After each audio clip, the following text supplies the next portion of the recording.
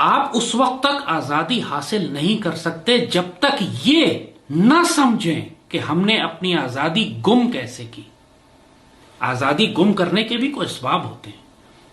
علامہ اقبال نے یہی نصیحت پھر اس مسلمان ملت کو کی تھی کہ جب تک تم اپنے آپ کو قومیتوں اور لسانیتوں میں تقسیم رکھو گے تم بکھرے چلے جاؤ گے. تو ابھی راہ گزر میں ہے، قید مقام سے گزر، مصر و حجاز سے گزر، فارس و شام سے گزر.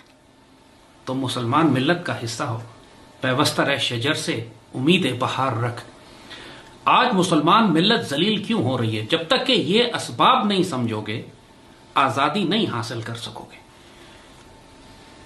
عربوں نے ترکوں کے خلاف بغاوت کی، حالانکہ ترک مسلمان تھے. خلافت اسلامیہ کو تباہ کرنے میں خود عرب مسلمانوں کا ہاتھ تھا. اسی طرح آج مسلمان ملت آپس میں دست و گریبان ہے، عرب ترکوں کے ساتھ، ترک ایرانیوں کے ساتھ، ایرانی پاکستان کے خلاف. آج پوری مسلمان دنیا قومیتوں میں تقسیم ہو کر رہ گئی، اور یہ قومیتیں محدود سے محدود تر ہوتی جا رہی ہیں. یعنی پہلے اپنے آپ کو یہ پاکستانی، ترک اور ایرانی اور عرب کہتے تھے، اب پاکستان کے اندر رہتے ہوئے سندھی، بلوچی، پٹھان، مہاجر اور کشمیری کہنے لگے ہیں. یہ وہ عذاب تھے جن کی وجہ سے اللہ نے ہم کو غلامی میں مبتلا کیا تھا. اگر اسی عذاب میں آج بھی مبتلا رہو گے تو پھر آزادی بھول جاؤ. کفار کے ہاتھوں ذلت و رسوائی ہوگی تمہیں.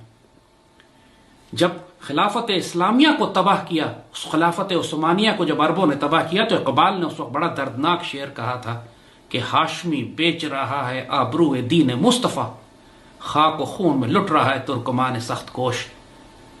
مسلمان جب بھی ذلیل ہوں گے دنیا میں کفار کے ہاتھوں، وجہ تلاش کرو پہلے، وہ یہی ہوگی کہ وہ بیچ رہا ہوگا آبرو دین مصطفیٰ. کشمیر کے مسلمانوں کے پاس کوئی آپشن اور نہیں ہے. کشمیر کے مسلمان، میرا خود خون کشمیری ہے، میری ماں کا تعلق مقبوضہ کشمیر سے ہے، میری بہو مقبوضہ کشمیر سے ہے، میری ساس مقبوضہ کشمیر سے ہے. تو جب میں آپ سے بات کرتا ہوں تو میں ایک کشمیری کی حیثیت سے بھی بات کر رہا ہوں، اور میں جانتا ہوں